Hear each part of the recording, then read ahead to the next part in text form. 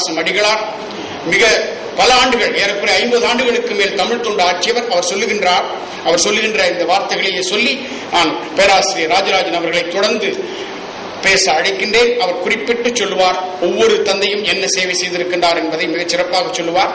நாங்கள் இருவரும் சேர்ந்து இந்த கட்டுரையை படித்தோம். காரணம், எப்பொழுது பார்த்தாலும் நாம் தமிழை பற்றி பேசுகின்ற பொழுது வீரமாமுனிவரை பற்றி பேசுகிறோம், தத்துவ போதகரை பற்றி பேசுகிறோம், முன்னால் வந்த பெரியவர்களை பற்றி எல்லாம் பேசுகிறோம். கடந்த 40 ஆண்டுகளிலே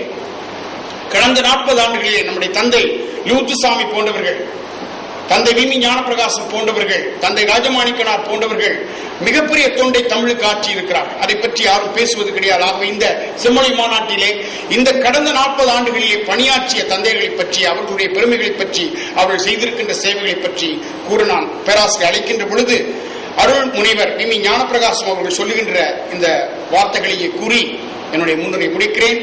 அவர் கூறுகின்றார், அவர் லோயலா கல்லூரியிலும் பாளையங்கோட்டை தூய சவேரியார் கல்லூரியிலும் தமிழ்துறை தலைவராக பணியாற்றியவர். He occupied the chair of Christianity in Madurai Kamaraj University. அவர் சொல்லுகின்றார் மிக அழகான வார்த்தைகள் இவை: சமயப்பணியும் தமிழ் பணியும் வேறு வேறு என நான் கருதவில்லை. சமயப்பணியும் தமிழ் பணியும் வேறு வேறு என நான் கருதவில்லை. அநாதை இல்லங்கள், கருணை இல்லங்கள் நடத்துவது, கல்விப்பணி ஆற்றுவது, ஏழை எளியோருக்கு மருத்துவ பணி புரிவது, ஆறுதல் அற்றவருக்கு ஆறுதல் கூறுவது போன்றவை எவ்வாறு சமய பணிகளாக விளங்குகின்றதோ அவ்வாறே தமிழ் பணியும் சமய பணியில் ஒரு அங்கமாக விளங்குகிறது.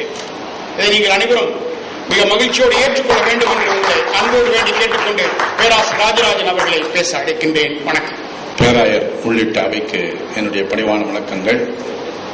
பேராயர் அவர்களை பற்றி நினைக்கும் பொழுது எங்களுடைய சிஸ் சபை கல்லூரிகள் ஒன்றான திருச்சி வளனார் கல்லூரியில் கடந்த ஆண்டு அவருடைய அரும்பணிகளை எல்லாம் பாராட்டி கல்லூரி சார்பாக அவருக்கு மிகப்பெரிய விருது வழங்கப்பட்டது என்பதை இந்த நேரத்தில் நான் பெருமையோடு தெரிவித்துக் கொள்ள விரும்புகின்றேன். அருட்தந்தை அவர்கள் நாங்கள் இருவருமாக ஏன் எழுதினோம் என்பதை பற்றி விளக்கம் சொன்னார்கள். இந்த ஒரு கட்டுரை எழுதுவதற்கு இருவரா என்ற ஒரு வினா உங்களிடத்தில் எழும்பலாம். ஒரு பல்கலைக்கழக மானிய குழு உறுப்பினரோடு இணைந்து ஒரு கட்டுரை எழுதுவதில் உண்மையிலேயே அதற்கு ஒரு தனி பெருமை அடங்கியிருக்கின்றதை உணர்ந்து இந்த கட்டுரை நான் அவரோடு இணைந்து எழுத முற்பட்டேன் என்பதை நான் இந்த நேரத்தில் பணியோடு தெரிவித்துக் கொள்ள விரும்புகின்றேன். பணிவிடை பெறுவதற்கல்ல, பணிவிடை புரியவே வந்தேன் என்ற ஒரு அடிப்படை கொள்கையோடு உருவாக்கப்பட்டது இந்த இயேசு சபை. உலகம் முழுவதும் 200க்கும் மேற்பட்ட உயர்கல்வி நிறுவனங்கள் எல்லாம் இன்று சிறப்பாக செயல்பட்டு வருவதை நாம் அறிவோம். அதில் ஏறத்தாழ 18,000க்கும் மேற்பட்ட இயேசு சபை துறவிகள் அங்கு அரும்பணி ஆற்றி வருகின்றார்கள். தமிழகத்தை பொறுத்தவரையில் புனித வளனார் கல்லூரி, நான் பணியாற்றும் சென்னை லயலா கல்லூரி, புனித அருளானந்தர் கல்லூரி, புனித சவேரியார் கல்லூரியை பற்றியெல்லாம் நாம் அதிகம் அறிந்திருக்கின்றோம். புனித வளனார் கல்லூரியில் பணியாற்றி அமர்ந்திருக்கும் நம்முடைய துறை தலைவர் முனைவர் சாமிமுத்து அவர்களை பற்றியெல்லாம் அருட்தந்தை குறிப்பிட்டார்கள். அதே போல சவேரியார் கல்லூரி பணியாற்றிய அருட்தந்தை லூருசாமி அவர்களுக்கு வருகை தந்திருக்கின்றார்கள். இப்படி இவர்களை பற்றியெல்லாம் சொல்லிக்கொண்டே போகலாம். இருந்தாலும் நம்முடைய பேராயர் அவர்கள் குறிப்பிட்டதால் ஒரு 5 அல்லது 6 மணித்துளிக்குள் ஒரு சிலரை மட்டும் குறிப்பிட்டு பலர் இருக்கிறார்கள். அருட்தந்தை மணிவளரை சொல்லலாம், அருட்தந்தை ஞானப்பிரகாசம் அவர்களை நம்முடைய தந்தை குறிப்பிட்டார்கள். இப்படி பலரை பற்றி சொல்லிக் கொண்டு போகலாம். திருச்சியில் பணியாற்றிய ஒரு சில அருட்தந்தைகளை பற்றி குறிப்பிட்டு நான் சொல்லி என்னுடைய கட்டுரை முடித்துக் கொள்ள விரும்புகின்றேன். முதலாக என் மனதில் நினைவுக்கு வருபவர் அருட்தந்தை ஜான் பிரிட்டோ அவர்கள். இயற்கையை அதிகம் நேசித்த ஒரு மனிதர்.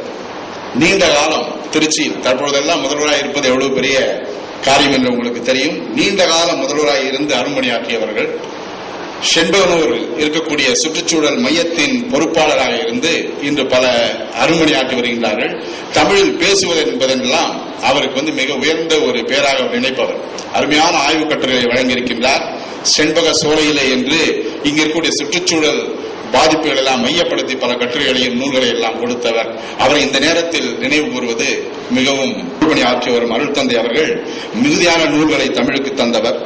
செந்நீரில் எழுதிய சித்திரங்கள், ஒரு தீபத்தின் ஒளியில், ஆனந்த விடியல், புத்துலக வாசலிலே, எரிமலையிலே, நாதம் புதிது, நெற்றிக்கண் என்று ஒரு பட்டியல் நீண்டு கொண்டே இருக்கின்றது. இவர்களுக்கெல்லாம் எவ்வளவு நேரம் ஒதுக்கி தமிழுக்காக அவர்கள் செய்து வருகிறார்கள் பார்க்கும் பொழுது அவர்களை எல்லாம் இந்த மன்றத்தில் குறிப்பிடுவது எவ்வளவு பொருத்தமானது என்பதை இந்த நேரத்தில் நான் உணர்கின்றேன்.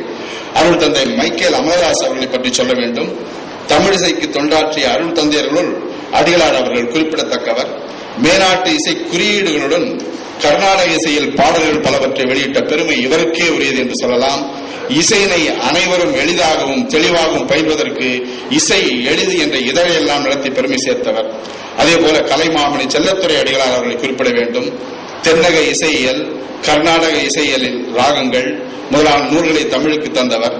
சென்னை பல்கலைக்கழகத்தில் முறையாக இசை பயின்று தொடர்ந்து அரும்பணிகளை ஆற்றி வருபவர். அருள் தந்தை மணிவளனை பற்றி சொல்லிக் கொண்டிருந்தேன். சென்னை லயோலா கல்லூரியில் தமிழ் பேராசிரியர் பணியை தொடங்கி தற்போது திருச்சியில் பணியாற்றிக் கொண்டிருப்பவர். இவர் பங்கேற்கும் கவியரங்குகள் இனிமை தருவன. நல்ல கவிதை நூல்களை தமிழுக்கு தந்தவர். கைவளை, எதிர்பார்த்த முத்தம், எதிர்பாராத முத்தம் நாம் அறிவோம், எதிர்பார்த்த முத்தம் என்ற நூலை தமிழுக்கு தந்தவர். இளைஞனை இதயம் கொள் என்ற அருமையான கவிதை தொகுப்பு தான் நான் முன்னால் குறிப்பிட்டபடி 6ஆம் வகுப்பு மாணவர்களுக்கெல்லாம் அந்த வரிகள் பாடமாக இருக்கின்றன. அடுத்த ஒரு மிகப்பெரிய ஒரு மனிதரை இந்த நேரத்தில் நான் குறிப்பிட வேண்டும். சென்னை பல்கலைக்கழகத்திலும் கோவை பாரதியார் பல்கலைக்கழகத்திலும் துணைவேந்தராயிருந்த அரும்பணி ஆற்றியவர்கள். இவர்கள் எல்லாம் கல்வி பணி செய்ததோடு தமிழுக்கும் அரும்பணி ஆற்றியவர்கள் என்பதால் இவர்களை குறிப்பிட்டு சொல்கின்றேன். இவர் சுற்றுச்சூழல் தொடர்பாக அருமையான நூல் ஒன்று அங்கெல்லாம் பாடமாக வைக்கப்பட்டிருக்கின்றது. தமிழ் சமுதாய மேன்மையிற புதிய முறைகளை கல்வித்துறையில் புகுத்தியவர் அருள் தந்தை இன்னாசிமுத்து அவர்கள். அடிப்படையில் தாவரையியல் பேராசிரியர் சூழலியல் தொடர்பான பல்வேறு தேசிய கருத்தரங்கள் நல்ல தமிழில் உரையாற்றிய பெருமைக்குரியவர். தற்போது லயோலா கல்லூரியின் என்டமாலஜி என்று சொல்லக்கூடிய துறையின் இயக்குநராய் தம்முடைய ஆய்வுப் பணிகளை இன்று வரை செய்து வருகின்றார். எந்த பணியை செய்தாலும் அவற்றை முறையாக மாணவர்களுக்கு தமிழில் சொல்ல வேண்டும், தமிழின் மூலமாக மாணவர்களுக்கு பல செய்திகள் சென்று சேர வேண்டும் என்ற உயர்ந்த கொள்கை படைத்தவர். அவர்களை இந்த நேரத்தில் நான் நன்றியோடு நினைத்து பார்க்கின்றேன். இறுதியாக நான் ஏனென்று இருவராய் இணைவதற்கு இன்னொரு முக்கியமான காரணம் அருள் தந்தை சேவியர் அல்போன்ஸ் அவர்களை பற்றி நான் இந்த கட்டுரையில் குறிப்பிட்டாக வேண்டும்.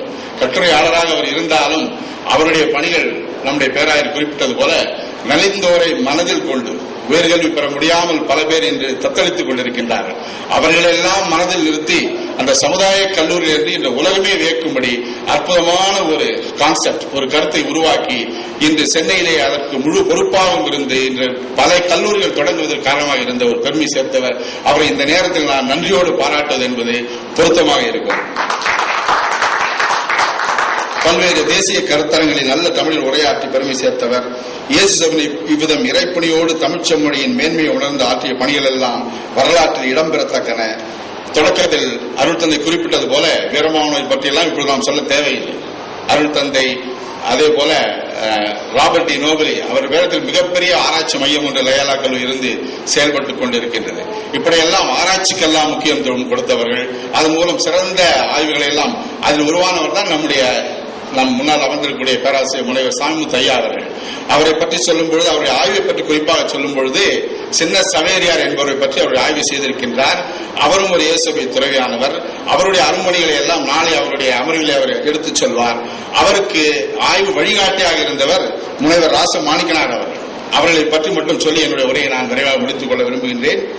ஆய்வுகளாலும் ஆய்வேடுகளாலும் அறிவு மட்டுமன்று அதற்கு ஆதாரமான மொழியும் முன்னேற வேண்டும் என்ற கொள்கையோடு அவரெல்லாம் பார்த்தோம்னா அண்மையில் தான் அவர் நம்மை விட்டு போய்விட்டார்.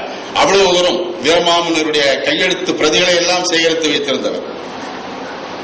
தமிழ் மொழியில் செய்யப்படும் ஆய்வுகள் தரத்தில் மேலோங்கி நிற்க வேண்டும். அவரிடம் ஒரு ஆய்வு செய்து அவ்வளவு எளிதாக ஆய்வு பட்டத்தை பெற்றுவிட முடியாது. அதற்கெல்லாம் ஐயா அவர்கள் பேச சொன்னால் அருமையாக அவருடைய உழைப்பை பற்றி எல்லாம் நாம் புரிந்து கொள்ள